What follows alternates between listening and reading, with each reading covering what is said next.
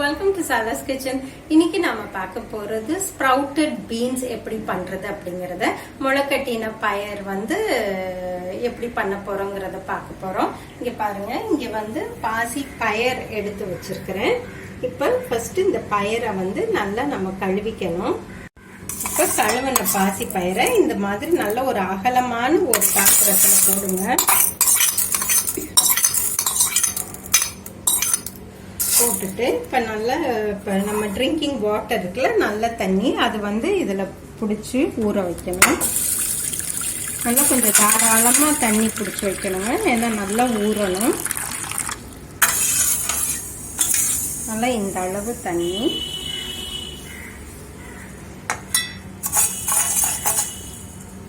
இப்ப மத்தியானம் 2 மணி ஆகுதுங்க. இப்ப நிறைய தண்ணி ஊத்தி இப்ப அது ஊறிக்கிட்டு இருக்கு.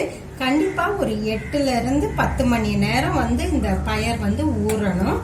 ஊறின பிறகு இது எப்படி இருக்குங்கிறத நான் காமிக்கிறேன். போட்டு இதை நல்லா மூடி வச்சிருங்க ஒரு பக்கம். அது ஓரமா அது அப்படியே ஊறட்டும். இப்ப 8 hours ஆயிருக்குங்க. இப்ப டைம் நைட் 10 o'clock. இப்ப பாருங்க, பயர் நல்லா ஊறி இருக்கு. பாருங்க, பாத்தீங்கன்னாலே நல்லா தெரியுது எப்படி தோல் பிரிஞ்சு வருதுன்னு. இப்ப என்ன பண்ண போறோம்னா, எடுத்து இந்த தண்ணியை நல்லா வடிகட்ட போறோம்.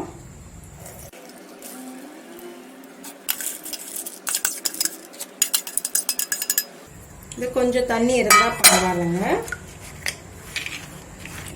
இப்ப தண்ணி எல்லாம் இதுல ட்ரெயின் ஆயிடுச்சு. இப்ப என்ன பண்ணுங்க, திரும்பவும் இந்த அகலமான பாத்திரத்துல இது போடுங்க. போட்டு இதை நல்லா இப்படி ஸ்ப்ரெட் பண்ணிட்டு, நல்ல ஒரு கிளாத், ஆனா ஒரு டார்க் துணி வச்சு இப்படி மூடி வச்சிருங்க. மூடி கிச்சன்ல இப்படியே வச்சிருங்க.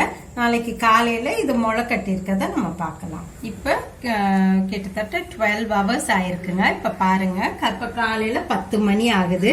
நல்ல பயர்லாம் எவ்வளவு அழகா முளை கட்டி இருக்குன்னு பாருங்க. இதுதான் ஸ்ப்ரவுட்டட் பீன்ஸ். இப்ப காலையில எந்திரிச்ச உடனே நான் என்ன பண்ணேன், லேசா தண்ணி தெளிச்சு விட்டேன், அவ்வளவுதான். இப்ப நல்லா முளை கட்டி இருக்கு. இப்ப இது சாப்பிட தயாரா இருக்குது. இப்ப இந்த முளை கட்டின பயிரை நீங்க என்ன பண்ணுங்க, ஃப்ரிட்ஜில் ஒரு ஏர்டைட் பாட்டிலையோ அல்லது ஒரு பிளாஸ்டிக் கண்டெய்னர்லயோ போட்டு ஃப்ரிட்ஜுக்குள்ள வச்சிருங்க. உங்களுக்கு எப்ப தேவைப்படுதோ நீங்க அப்ப இதை தாளிச்சு சாப்பிடலாம். இது சும்மா அப்படியே ராவாவும் சாப்பிடலாம். ஆனா லேசா ஒரு பச்சை வாசம் அடிக்கும். அதனால இதை லேசா தாளிக்க போறோம். எப்படி தாளிக்க போறோம்னா, இந்த கடாயை பற்ற வச்சு எண்ணெய் சும்மா பேருக்கு கொஞ்சம் ஊத்துனா போதுங்க, அதிகம்லாம் வேண்டாம். அவ்வளவுதான். நான் அதுல பாதி இது இப்ப பண்ண போறேன். இப்ப சூடான பிறகு கொஞ்சம் கடுகு பொரிஞ்சிருச்சு, ஒரு வரமிளகாய், அப்புறம் இதுல பாதிதான் சேர்க்கிறேன். இப்ப பாதி நாளைக்கு சேர்க்கலாம்னு இருக்கேன். என்ன பண்ணுங்க, 2 seconds இல்ல, அவ்வளவுதான். ஒரு 30 seconds அப்படியே வதக்கலாம் போதும். இந்த அளவு உப்பு போட்டு அந்த பச்சை வாசம் போடுறதுக்கு நம்ம கிண்டனா போதும். இது நல்ல ஒரு ஃபிளேவரா இருக்கும். அவ்வளவுதாங்க. ஒரு 30 to 50 seconds, less than a minuteன்னு வச்சுக்கோங்களேன், போதும். அவ்வளோ அந்த அளவு கிண்டினா போதும். கிண்டினோடனே நீங்க சாப்பிடலாம். இப்ப முளைக்கட்டின பாசிப்பயர், அதாவது ஸ்ப்ரவுட்டட் பீன்ஸ் இங்க தாளிச்சு வச்சிருக்கிறோம். இப்ப இது என்னன்னு பாத்தீங்கன்னா, இது நான் ஃப்ரிட்ஜுக்குள்ள வச்சிருந்த பயர். இப்ப 2-3 நாளைக்கு ரொம்ப நல்லா இருக்கும். ஸோ உங்களுக்கு டெய்லி பயர் நீங்க சாப்பிட்றதுக்கு என்ன பண்ணணும்னா, ஒரு 2 நாளைக்கு முன்னாடியே இந்த ப்ராசஸ் ஆரம்பிச்சீங்கன்னா, டெய்லி ஊற வச்சு பண்ணும் போது உங்களுக்கு டெய்லி அந்த பயர் உங்களுக்கு இருக்கும் தாளிச்சு சாப்பிடுறதுக்கு. எப்ப வேணுமோ நீங்க அதை சாப்பிட்டுக்கலாம். இந்த முளைக்கட்டின பயர்ல நிறைய சத்துக்கள் இருக்குது. Protein, vitamins, magnesium, zinc, fibre, இந்த மாதிரி நிறைய சத்துக்கள் இதுல இருக்கு. என்னோட மாமனாருக்கு இப்ப 91, என்னோட மாமியார் இப்ப 84 years. அவங்க தினமும் அவங்களோட உணவுல இந்த பயர் சேர்த்துக்கிறாங்க. அவங்க கிட்ட இருந்து தான் இந்த பயர் எப்படி முளை கட்டுறதுன்னு கத்துக்கிட்டேன், தாளிக்கிறதுன்னு கத்துக்கிட்டேன்.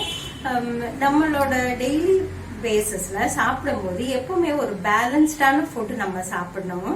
அது வந்து 5 portions of vegetables, fruits, இந்த முளைக்கட்டின பயர், அப்புறம் நான்வெஜ் சாப்பிட்றவங்களா இருந்தீங்கன்னா கொஞ்சம் நான்வெஜ், பால், கார்ன்ஃபிளெக்ஸ், ராகி, இந்த மாதிரி நிறைய சத்துக்கள் நிறைந்த உணவை சாப்பிடுங்க.